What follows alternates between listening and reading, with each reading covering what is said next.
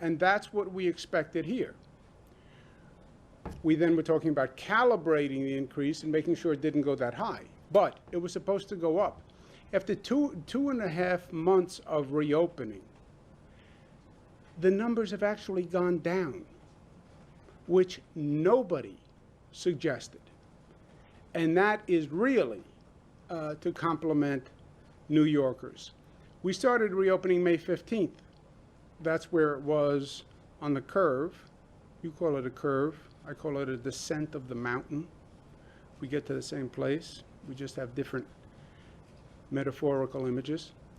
But that's where the reopening started. Since the reopening, the numbers continue to go down. No expert predicted that. So New Yorkers are doing better than anyone else even expected. Cautious still. Well, why shouldn't we be celebrating? Because look around. That's why. Look at what's going on across the country. Look at those increases. Look at what we're dealing with in terms of now 39 states on the quarantine list. And look at incidents of lack of compliance. The numbers are a result of the actions. And we have been disciplined, and we have to stay disciplined. In terms of enforcement, local governments have to do a better job. I don't know how else to say it. We're doing everything we can on the state side. The SLA and the state police are working double duty.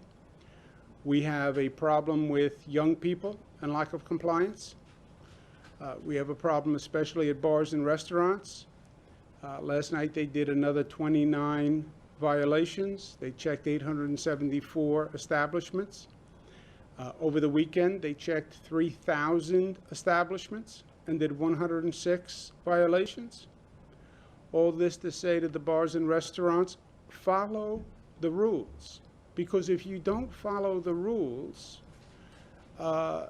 chances are, likelihood is, someone's going to be there to watch and to check.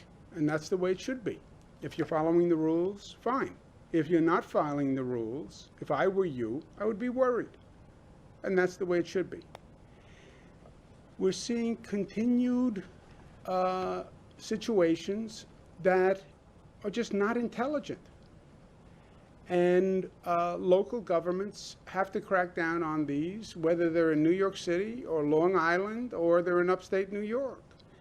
How a charter boat could put together a crowd on deck and leave, it's disrespectful, it's illegal.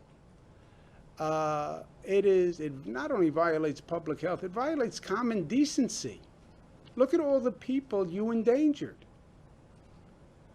What if one of those people on that cruise gets sick and dies? What if one of those people on that cruise gets sick and goes home and gives it to a parent who dies? I mean, it is just really reckless, rude, irresponsible, and illegal. Under the Cuomo